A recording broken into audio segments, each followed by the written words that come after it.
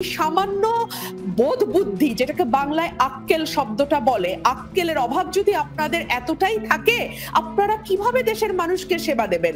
আমি একটা video clip উদ্ধার করেছি, বিশেষ করে আমি গেছি স্টুডেন্টদের কাছে যে কি হয়েছেটা কি। তো আমি সেখানে একজন প্রভিসির একটা ভিডিও ক্লিপ দেখলাম যেখানে উনি স্টুডেন্টদের ধমকাচ্ছেন। সেটাও আমার কাছে আনফরচুনেট মনে হয়েছে, বিকজ ইনিশিয়ালি স্টুডেন্টরা কিন্তু যথেষ্ট বিনয়ের সঙ্গেই তাদের দাবি দাওয়াগুলো নিয়ে কথা বলতে গিয়েছিল। সেখানে প্রভিসি মহোদয় যে ভাষায় একেবারে উত্তেজিত হয়ে চেয়ার থেকে উঠে দাঁড়িয়েছিলেন, সেটাও আসলে আলাপ আলোচনার পরিবেশের জন্য খুব সুখকর পরিবেশ নয়। সো আমার মনে হয় প্রত্যেকে দয়া করে যার যার জায়গা থেকে একটু রেসপন্সিবল আচরণ করবেন, একটু আক্কেল সম্মত মানুষের আচরণ করবেন। আমি এই কথাটি প্রভিসিকে কেমন বলছি, এই কথাটি আমি আমার স্টুডেন্টদেরকেও সেভাবে বলছি, বিকজ আপনারা তো পুরো শহর জিম্মি করে চলতে পারেন, এবং ঢাকা শহরে প্রায় কয়েক কোটি মানুষের বাস। হ্যাঁ, সো এখানে একটা রাস্তা যখন বন্ধ হয় এবং এরকম একটা প্রমিনেন্ট রোড যখন বন্ধ হয়, তখন কিন্তু পুরো শহরটা আটকা পড়ে যায়। আমাদের নির্বাচন দরকার কেন এখন জানেন? বিকজ এই সরকার কিছু সামলাতে পারছে না। এই সরকার যদি সামলাতে পারতো নিকোল, তাহলে কিন্তু রাজনৈতিক দলগুলো সমস্বরে এভাবে নির্বাচনের কথা বলতো না। আপনি দেখুন, একটার পর একটা জায়গায় আইন শৃঙ্খলা পরিস্থিতির অবনতি হচ্ছে। সেটা আপনি পথে ঘাটে বলুন, ছিনতাই বেড়েছে, মানুষের উপর হামলা বেড়েছে, ব্যবসায়ীদেরকে কুপিয়ে টাকা নিয়ে যাওয়ার ইনসিডেন্ট বেড়েছে। একই সঙ্গে আমরা দেখতে পাচ্ছি গত 5 মাসে 80টির উপরে মাজার ভাঙা হয়েছে, এবং তার কোনোটিতে যদি সরকার শক্ত পদক্ষেপ নিত, তাহলে কিন্তু পরবর্তী ঘটনাটি ঘটে না। এবং এত বছর, গত 53 বছর ধরে যারা মাজারের সঙ্গে যুক্ত, তারা যেরকম তাদের আচার আচরণ পালন করে গেছেন, আবার যারা সালাফি মতাদর্শের সঙ্গে যুক্ত, তারাও তাদের মতন কিন্তু আচার আচরণ করে গেছেন। এরকম সংঘর্ষ, এরকম হামলা আমরা কিন্তু দেখি নাই। কিন্তু এখন পরিস্থিতি এতটাই নাজুক, এবং এটাকে কন্ট্রোল করার কোন রকম কোনো ক্যাপাসিটি এই সরকার দেখাতে পারছে না। বাংলাদেশে 53 বছরে এত দুর্বল সরকার আর কোনোটা ছিল বলে আমার মনে হয় না। ইভেন 111 এর সরকারও আরো অনেক শক্তিশালী সরকার ছিল। সো সরকার যদি আইন শৃঙ্খলা পরিস্থিতি কন্ট্রোল করতে না পারে, সরকার যদি মানুষের নিরাপত্তা নিশ্চিত করতে না পারে, সরকার যদি জনগণকে আশ্বস্ত করতে না পারে, আমি তো দ্রব্যমূল্য টুল্য সরিয়েই রাখলাম, এগুলো যদি মিনিমাম যেগুলো বেসিক নিডস যেগুলো, সেগুলো ফুলফিল করতে না পারে, এই গভর্নমেন্টের উচিত স্টেপ ডাউন করা। আমি পরিমনির একটা স্ট্যাটাস দেখছিলাম, সেখানে ভদ্রমহিলা খুব পরিষ্কার ভাবে বর্ণনা করেছেন যে যদি এগুলোই চলতে থাকে, তাহলে বাংলাদেশ আসলে কিভাবে বিশ্বের সামনে রিপ্রেজেন্টেড হচ্ছে, বাংলাদেশের কোন চেহারাটা আসলে আপনারা বিশ্ব দরবারের সামনে নিয়ে আসছেন।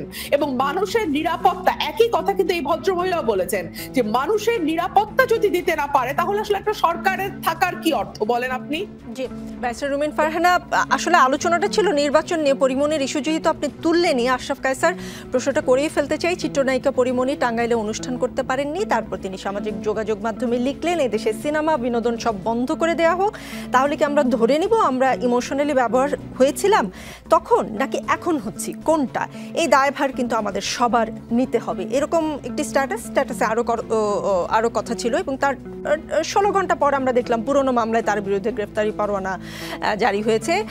তার হাজির হবার কথা ছিল, তিনি অসুস্থ ছিলেন বলে হাজির হতে পারেননি, তার বিরুদ্ধে গ্রেফতারি পরোয়ানা জারি হয়েছে।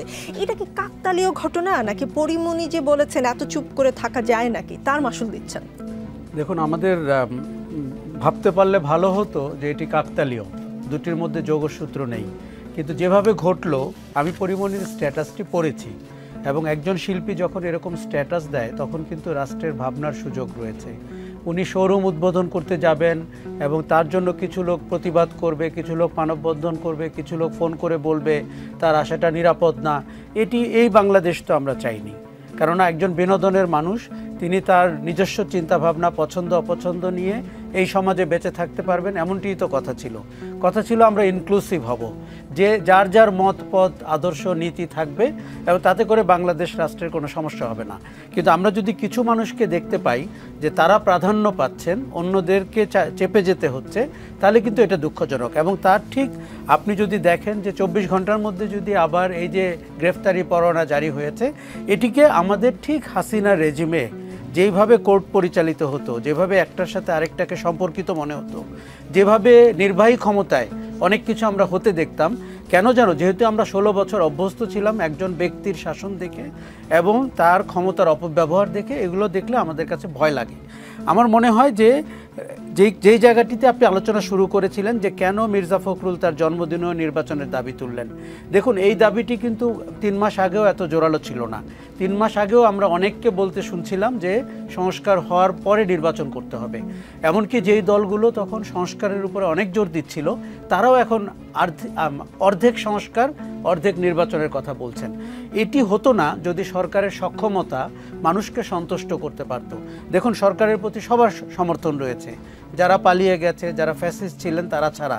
কিন্তু আপনাকে তো দিন শেষে একটি কার্যকর সরকার হতে হবে, যিনি বাজার দর নিয়ন্ত্রণ করবেন, যিনি সিন্ডিকেট ভাঙবেন, যিনি কালোবাজারিদেরকে ধরবেন, যিনি বিচারের ব্যবস্থা করবেন এবং যিনি সব রাজনৈতিক দলের সাথে মিলে একটি গ্রহণযোগ্য নির্বাচনের দিকে যাবেন। দেখুন উদাসী সরকার কিন্তু এই সরকারের লক্ষণ হতে পারে না এবং আয়েশি হওয়াটাও এই সরকারকে মানায় না। এটি একটি জরুরি অবস্থার সরকার। কি পরিস্থিতিতে এই সরকার দায়িত্ব নিয়েছে আমরা জানি। তার আগে যে 2000 মানুষের মৃত্যু হয়েছে, 30,000 ছেলে মেয়ে আহত হয়েছে। কাজে সরকারটির মধ্যে শপথ গ্রহণের পর থেকেই আমরা যে ছায়াটি দেখতে পাচ্ছি সেটি অনেকটা লেইড ব্যাক সরকার, অনেকটা রিঅ্যাক্টিভ সরকার। সরকারকে হতে হবে প্রোঅ্যাক্টিভ। তার ভয়ে যেন ফ্যাসিস্টের দোসররা যারা কালো অর্থ পাচার করেছেন তারা যেন জুবুথুবু হয়ে থাকেন। কিন্তু আমরা দেখতে পাচ্ছি ফ্যাসিস্টের দোসররা নতুন সুরে নতুন বয়ান নিয়ে তারা বাজারে এসছেন এবং ঠিক 16 বছর শেখ হাসিনাকে তারা যে সার্ভিসটা দিয়েছেন সেটার নতুন এক্সটেনশন তারা সোশ্যাল মিডিয়াতে করছেন, কোনো সময়ে প্রকাশ্যেও করছেন। এই আশকারা বা এই সাহস তারা পেয়েছেন সরকারটি নির্লিপ্ত বলে। সরকারটি যথেষ্ট সক্ষম না এই যে আমাদের সামাজিক অপরাধীদেরকে দেখে ধরে বিচারের আওতায় আনা, আইনের আওতায় আনা।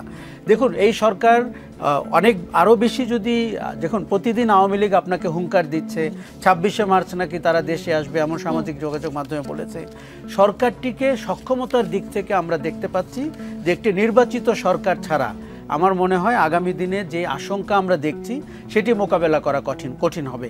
এখন দেখুন আমি গত সরকারের সময় উন্নয়ন না গণতন্ত্র শুনতে শুনতে ত্যক্ত বিরক্ত হয়ে গেছিলাম। এখন এই সরকারের আমলেও শুনছি নির্বাচন না সংস্কার। আমাদের কি জীবনটা কাটবে এরকম দুটি অপশনের ভিতর দিয়ে? আমরা তো আগেও উন্নয়ন গণতন্ত্র দুটিই চেয়েছিলাম, এখন সংস্কার এবং নির্বাচন দুটিই চাই। দেখুন আপনার ম্যানেজমেন্ট ক্যাপাসিটি থাকতে হবে সংস্কার এবং নির্বাচন দুটিকে পাশাপাশি রেখে একসাথে এগোনোর। আপনি যদি 6 ধারারও সংস্কার করেন তাতেও নির্বাচন পেছানোর কোনো কারণ আপনার হাতে নেই। কাজেই সরকারটিকে দেখুন আমি নিশ্চিতভাবে জানি প্রফেসর ইউনূস একটি সময়কাল বলেছেন ডিসেম্বর কিংবা জুন, এই সময়কাল থেকে উনি ব্যক্তিগতভাবে সরেননি। কিন্তু প্রতিদিন তো আপনার পরিস্থিতি চেঞ্জ হচ্ছে। পরিবর্তিত পরিস্থিতিতে মানুষের ভেতরে যদি আপনার নির্বাচনের আকাঙ্ক্ষা জেগে ওঠে আপনার সেটিকে শ্রদ্ধা করতে হবে। যারাই করবে যারা বাংলাদেশপন্থী, এইটা আসলে কে যাচাই করবে যে কে বাংলাদেশপন্থী আর কে বাংলাদেশপন্থী নয়? ফর এক্সাম্পল মিস্টার এ কে আমার মনে হয় পাকিস্তানপন্থী, মিস্টার বি কে মনে হয় ভারতপন্থী, মিস্টার সি কে মনে হয় চায়নাপন্থী, মিস্টার ডি কে মনে হয় আরবপন্থী, তো আফগানিস্তানপন্থী। সো আসলে এটা কে কোন পন্থী এটা কে নির্ধারণ করবে? 1 2 হচ্ছে এটা নির্ধারণের মাপ বা মানদণ্ডটা কি? আমার মনে পড়ে যায় যখন আওয়ামী লীগের শাসন ছিল তখন একটা কথা খুব শুনতাম, ওরা রাজাকারের বাচ্চা, ওরা রাজাকার শাবক, ওদের কোনো অধিকার থাকতে পারে না, ওরা আবার কি কথা বলবে। সো সবসময় একটা মার্জিনালাইজড ফিলিং দেয়া হতো সমাজের একটা বৃহৎ অংশকে, এবং সেটা সেই অংশ যারা হয়তো সরকারের সকল নীতি এবং সিদ্ধান্তের সঙ্গে সঙ্গত কারণেই একমত হতে পারছিল না। তো সেই ক্লাসটাকে বা সেই গোষ্ঠীটাকে সবসময় মার্জিনালাইজ করার জন্য রাজাকার শব্দটা ব্যবহার করা হতো। আমি যদি বলি ঘুরিয়ে সেই একই পন্থা, এবং সেই শব্দটা সবচেয়ে বেশি ব্যবহার করেছে রাজাকার শাবক কথাটি, সেটা হচ্ছে আরাফাতে রহমান। সো এই কথাটা যদি আমার মোহাম্মদে আরাফাত, দুঃখিত, এই কথাটাই আমার কাছে আজকে নতুন করে মনে হচ্ছে একই কথার আরেকটা রিপিটেশন, যে যারা বাংলাদেশপন্থী কেবলমাত্র তারাই। আরে বাংলাদেশপন্থী কে নয়? 1 আর কে নয় আর কে হয় এটা কে সিদ্ধান্ত নেবে? তার মানদণ্ডটাই বা কি? এই প্রশ্নগুলো আমি রেখে যাচ্ছি। 2 হচ্ছে আরেকটা আলোচনা, ছোট ছোট দাবি দেওয়াগুলো নিয়ে অনেকেই পথে নামছেন এবং অনেকেই আসলে ইচ্ছে করে এই সরকারটিকে আনস্টেবল করবার জন্য একটা প্রচেষ্টা নিচ্ছেন।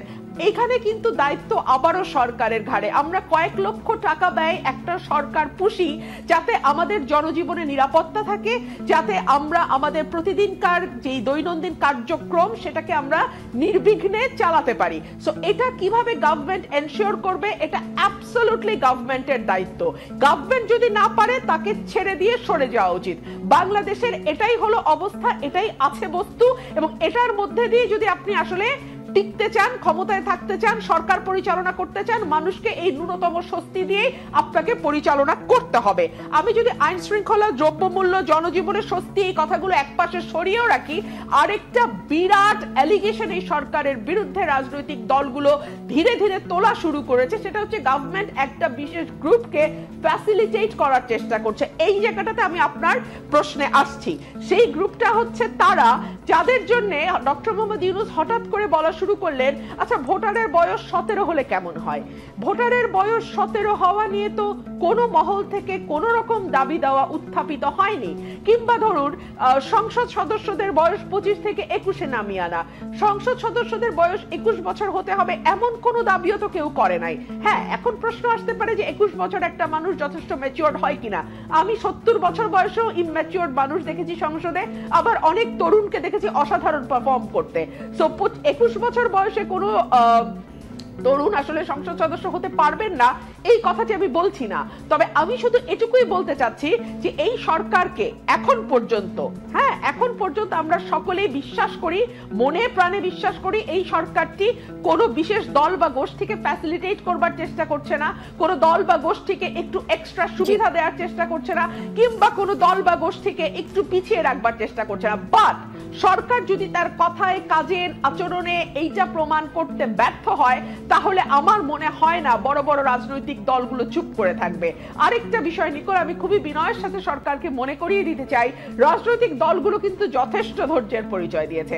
বাংলাদেশের যে রাজনৈতিক প্রেক্ষাপট, বাংলাদেশের যে ক্ষমতার রাজনীতি, তাতে কিছু দল জানে যে আজকে বাদে কালকে নির্বাচন হলেই তারা পরশুদিন শপথ নিয়ে পার্লামেন্টে যেতে পারবে, সরকার ফর্ম করতে পারবে। কিন্তু তারপরেও যে তারা সময় দিচ্ছে, মেয়াদের মানে দিনের পর দিন তারা সময় দিচ্ছে, ধৈর্য ধরছে, সেটাকেও কিন্তু কিছুটা সম্মানের চোখে দেখা উচিত বলে আমি মনে করি। জি, আপনি মনে হয় বিএনপির কথাই বলছেন। আশরাফ কায়সার, বিএনপির সিনিয়র যুগ্ম মহাসচিব রুহুল কবির রিজভী বললেন, জনগণ ভোট দিতে পারে না আর আপনারা সংস্কার করেন, আগে সংস্কার পরে নির্বাচন। এই যেন শেখ হাসিনার প্রতিচ্ছবি। কারণ শেখ হাসিনা বলতেন আগে উন্নয়ন পরে গণতন্ত্র, আপনিও কিছুটা তারই প্রতিধ্বনি করলেন। অন্যদিকে উপদেষ্টা নাহিদ ইসলাম বলেছেন, বিএনপির কথার টোন আওয়ামী লীগের সাথে মিলে যাচ্ছে, মানে দুপক্ষের বিরুদ্ধে আওয়ামী লীগের মতো আচরণ করার বা কথা বলার অভিযোগ তুলছে। আপনার কি মনে হয়, কার অভিযোগ সত্য, কার অভিযোগ মিথ্যা, নাকি দুজনের অভিযোগই সত্য?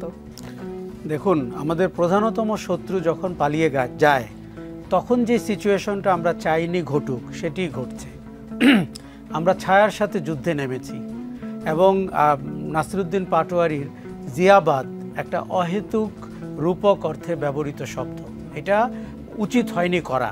দেখুন, সমাজে তো আমরা সবাই আছি, ছিলাম এবং থাকব। মুজিববাদ এখানে বলতে যে অর্থবোধ ক্যারি করে, সেটা জিয়াবাদ আমাদের রাজনৈতিক ইতিহাসে কখনো আমরা শুনিনি। বিএনপি তো প্রায় 2.5 বার ক্ষমতায় ছিল। জিয়াবাদের অনুসরণে কি বাংলাদেশের জেলায় জেলায় ভাস্কর্য হয়েছিল? হয়নি তো। এবং জিয়াউর রহমানের যে ব্যক্তিত্ব এবং তার যে নেতৃত্বের কৌশল, এবং বিএনপিকে আমরা যতবার দেখেছি, তিনি বরঞ্চ তাকে আড়ালে রেখে দেশ শাসন করার চেষ্টা করেছেন। সেই ন্যায্য স্বীকৃতিটুকু না দিয়ে আপনি যদি উল্টো ফিয়ার থেকে, বিএনপির প্রতি আপনার ভয় থেকে, বা বিএনপি প্রতিষ্ঠিত দল, নির্বাচন হলে তারা ক্ষমতায় চলে যাবেন, আমরা এখনও ঘর গুছিয়ে উঠতে পারিনি, এগুলো আপনার ব্যক্তিগত সমস্যা, এগুলো আপনার সাংগঠনিক দুর্বলতা, এগুলো থেকে জাতীয় বিতর্ক তৈরি করা অত্যন্ত অন্যায়। দেখুন, এখন যত বিতর্ক হচ্ছে, আমি মনে করি মূলত খামাখা বিতর্ক হচ্ছে।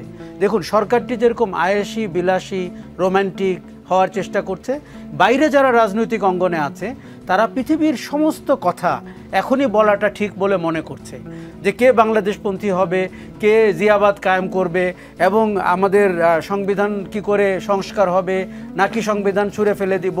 দেখুন, মেজর হাফিজ বলেছেন যে সরকারটিকে নিরপেক্ষ হতে হবে। আমি কিন্তু মনে করি তা না। সরকারটি পক্ষপাতের সরকার। কোন পক্ষ? সরকারটি ফ্যাসিবাদ বিরোধী পক্ষ। তারপরে আর কোনো বিভেদ নাই। তারপরে কে বৈষম্য বিরোধী, কে বিএনপি, কে জামাত, এরকম করে যদি আমরা খুঁজতে যাই, আপনার কোনো সংস্কার করা হবে না, সরকারটি দিনে দিনে দুর্বল হবে। এবং আপনি জানেন যে 1% ফ্যাসিবাদের সমর্থক বা দোসর বা হোতারা দেশ থেকে পালিয়েছে, 99% আপনার আমার আশেপাশেই আছে, অফিসে আছে, গ্রামে আছে, শহরে আছে, গঞ্জে আছে। এই রিয়েলিটি আপনি ফেস করবেন নাকি নতুন করে রাজনৈতিক বিতর্ক উস্কে দিবেন? দেখুন, পৃথিবীর সমস্ত রাজনৈতিক বিতর্ক করার এখনই শ্রেষ্ঠ সময়। এটি যারা ভাবছেন তাদের মতো বোকা আমি আর দেখিনি, কারণ তারা একবারও ভাবতে পারছেন না 6 মাস পরে পরিণতি কি হবে, 9 মাস পরে কি হবে, নির্বাচন আদৌ এই সরকার দিবে কিনা, নাকি নতুন কোনো ব্যবস্থাকে আহ্বান করতে হবে। কাজে আমাদের এখন মনে হচ্ছে একে অন্যের সাথে আঘাতপ্রাপ্ত না হয়ে, দোষারোপ না করে, আঘাত না দিয়ে, দেখুন ভালো রাজনীতি কিন্তু এভাবে গড়ে ওঠে না। বৈষম্য বিরোধী বা জাতীয় নাগরিক কমিটির সম্পূর্ণ সুযোগ রয়েছে ভালো একটি রাজনৈতিক সংগঠন হিসাবে বিকশিত হওয়ার। এখন তাদের বিরুদ্ধে যদি অভিযোগ ওঠে গোয়েন্দা সংস্থার সহযোগিতা নিচ্ছে, বিভিন্ন জেলায় গিয়ে গার্ড অফ অনার নিচ্ছে, জেলা প্রশাসকরা এগিয়ে আসছেন, কে এই প্রোটোকল দিয়েছেন তাদেরকে? তারা কিভাবে, তারা না এইসবের বিরুদ্ধে কথা বলেছেন? এবং তারা না এই কারণে 99% বাইরের মানুষকে আন্দোলনে নামাতে পেরেছিলেন? তাদের চেহারা যদি ফ্যাসিবাদের ছায়া হয়ে ওঠে, তারা যদি পদ পদবীর লোভ পান, তারা যদি জেলা শহরে খোলা জিপে ঠিক সেই রকম রাজনীতিবিদদের মতো ব্যবহার করতে শুরু করেন যাদেরকে আমরা ঝেঁটিয়ে বিদায় করেছি, তাদের জন্য যদি তরুণ নির্মাণ হয় 82টা, সেই তরুণ নির্মাণ হয়েছে, সেই রকম লোক জমায়েত করা হয়েছে, এগুলো যদি নিন্দা করতে হয় তাহলে আপনি ওদের শত্রু হয়ে গেলেন। এই সিচুয়েশন তো আমরা চাইনি। দেখুন, নির্বাচন হলে বাজারে প্রতিষ্ঠিত দল ক্ষমতায় আসবে, নাকি আপনার রাজনৈতিক বয়ান নতুন বলে মানুষ আপনার দ্বারা আকৃষ্ট হবেন, এই চ্যালেঞ্জ তাদের নিতে হবে। এবং এটি তো দিনের আলোর মতো পরিষ্কার। আপনি দল করবেন সরকারে বসে থেকে, আপনি দল করবেন জেলা প্রশাসক আর পুলিশ সুপারের সাহায্য নিয়ে, ওই দল বাংলাদেশের ইতিহাসে কোনোদিন দাঁড়ায়নি। কাজেই আমরা অতীত থেকে যদি শিক্ষা নিয়ে থাকি, আমার মনে হয় সহাবস্থানের একটি শিক্ষা নিতে হবে। এবং এমন সব ঘটনা ঘটছে যেটিতে শুধুমাত্র ফ্যাসিবাদীরা হাসছেন। এই যে মোহাম্মদ আরাফাত, এই যেভাবে বাংলাদেশকে কলুষিত করে গেছেন, সে এখন সামাজিক যোগাযোগ মাধ্যমে পোস্ট দিতে পারেন এবং তার অনেক অনুসারীরা বাজারে নতুন করে নেমেছেন। এই জায়গাগুলো আপনাকে বন্ধ করতে হবে। আমরা নিচ্ছিদ্র সিচুয়েশন চাই যেখানে ফ্যাসিবাদী দোসররা নতুন বয়ান নিয়ে হাজির না হতে পারেন। এখন আমরা যদি একে অন্যকে আঘাত করতে থাকি, এবং তাও কি হচ্ছে জানেন, ছায়ার সাথে যুদ্ধের মতো হচ্ছে। আপনি মনে করছেন তার কিছু শক্তি রয়েছে, ওখানে আপনাকে আঘাত করতে হবে।